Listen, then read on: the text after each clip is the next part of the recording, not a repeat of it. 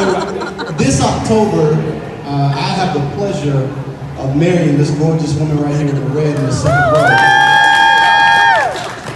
And when we first got engaged, we decided to read this book called The 5 Love Languages. I'm sure you read it. Yep, I'm getting some head nods, right? Good choice. So one of the most common love languages is words of affirmation. And it talks about how powerful your words are when you provide them to someone else, especially when they're positive. Okay? And so what you just did right now, that neighbor, whether you know them or not, you just changed their whole day and potentially increase their mental just happiness right now, right? Because you can't tell somebody they look good without them smiling, without you smiling. It's easy for us to be crabs in a barrel, to criticize, to hate on people. But the harder thing to do is to love, and it's also the better thing for us to do, right? So I ask that you just give some words of affirmation in your everyday life so you can provide some happiness to someone else, because you never know what those words can mean to that person. You can potentially turn around their day, their entire life, through just a few words of encouragement or a compliment. The next thing I want to talk to you about revolves around a young man named Peter. And if you know Peter the way I know Peter, Peter had a really awesome, let's call him mentor, that could walk on water, right? Yeah. So his mentor wanted Peter to get off the boat and walk on water. So Peter gets off the boat, gets a little confidence, takes a couple of steps, everything's good. He's focused on his mentor, on his goal.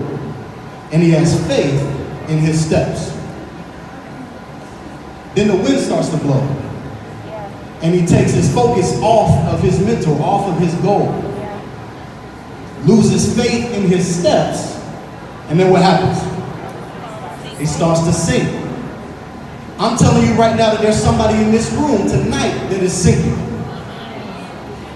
And I'd be the pot calling the kettle black if I tell you that I haven't been there. Yeah. That I haven't been sunk before. But if you can regain focus and find the faith in your steps, you can get closer to where you're supposed to be. Yeah. You may only be a few steps away from your goal, from your achievement, from the success that you're looking for, but you have to refocus, keep your eye on the mission, and find that faith in those steps. I'm telling you that it's gonna get windy, right? You're gonna get hit with adversity, but your why is what's gonna hold you up. The stronger your why, the stronger your reason for doing what you do, the more you can withstand.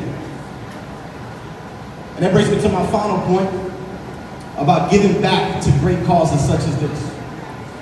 Winston Churchill had a great quote. He talked about, you make a living off of what you get, but you make a life off of what you give. I'm gonna say it again because you might have missed it. You make a living off of what you get, but you make a life from what you give. The fight for mental health awareness and wellness is not going to get any easier for us. But every dollar, every penny that you find in your heart to donate tonight to such a worthy cause goes a long way towards an issue that every single person in this room will deal with, either directly or indirectly at some point in your life. So I ask you, if not you, who? And if not now, when? If not us, who? And if not now, when? Who will stand up to make a difference? And when will the talking become action? It's time for action.